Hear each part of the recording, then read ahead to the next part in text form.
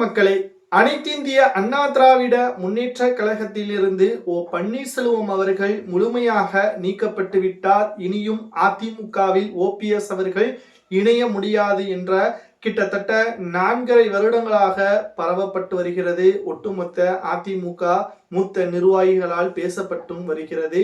சமீபத்தில் கூட பாஜகவை முழுமையாக எதிர்ப்பதாக நேற்று ஒட்டுமொத்த எதிர்ப்பையும் மத்திய அரசிற்கு பன்னீர்செல்வம் அவர்கள் கடிதம் மூலமாக தெரிவித்தார்.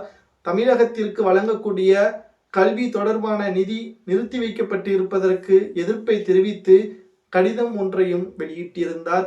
இது பன்னீர்செல்வம் அவர்கள் மோடி அவர்களை சந்திக்கவில்லை, மோடி அவர்கள் ஓபிஎஸ்ஐ புறக்கணித்து விட்டார், இனி அரசியலில் பன்னீர்செல்வம் அவர்கள் அனாதைதான் என்று பலரும் கூறி வந்த நிலையில் திடீர் திருப்பமாக திமுகவிற்கு ஆதரவாக இந்த அறிக்கை வெளியிடப்பட்டுள்ளதா என்ற பல்வேறு கோணத்தில் பன்னீர்செல்வம் அவர்களை திமுக இணைத்து விட்டார், திமுகவில் செந்தில் பாலாஜியை போல் இணைந்து விட்டார் என்ற பல்வேறு விமர்சனங்களும் முன்வைக்கப்பட்டு வருகிறது. ஒருபோதும் திமுகவில் பன்னீர்செல்வம் அவர்கள் இணைய மாட்டார்.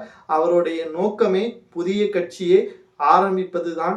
ஏற்கனவே பதிவு செய்து விட்டார். எம்ஜிஆர் அம்மா திராவிட முன்னேற்ற கழகம், அதை வளர்ப்பதற்கும் நிச்சயமாக தனித்து போட்டியிடுவது கடினம். ஆகையால் தமிழக வெற்றி கழகத்துடன் கூட்டணி வைப்பார். தென் மாவட்டங்களில் அவர் போட்டியிடுவார்.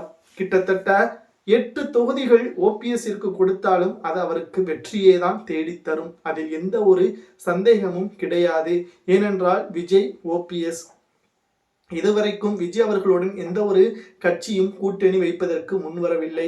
ஓபிஎஸ் அவர்கள் முதலில் கூட்டணி பேச்சுவார்த்தை நடத்தினால் நிச்சயம் சில குறிப்பிட்ட தொகுதிகளும் முன்னாள் முதல்வர் என்ற பெயரும் ஜெயலலிதா அவர்களது விசுவாசி என்ற நற்பெயரும் விஜய் அவர்களை கவனம் பெற்றுள்ளது.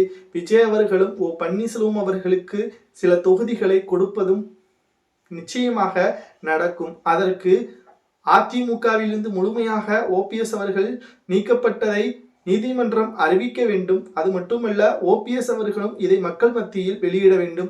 இன்றைக்கு பாஜகவை எதிர்த்து விட்டார். இனி வரக்கூடிய நாட்களில் பன்னீர்செல்வம் அவர்கள் தமிழக வெற்றி கழகத்திற்கு ஆதரவாக செயல்படுவது நிச்சயம் நடக்கும். இனி அதிமுகவில் ஓபிஎஸ் கிடையாது. இதனால் பன்னீர்செல்வம் அவர்கள் அனாதையாக அரசியலில் இருக்க மாட்டார். அதிலும் ஆணித்தரமாக கூறலாம்.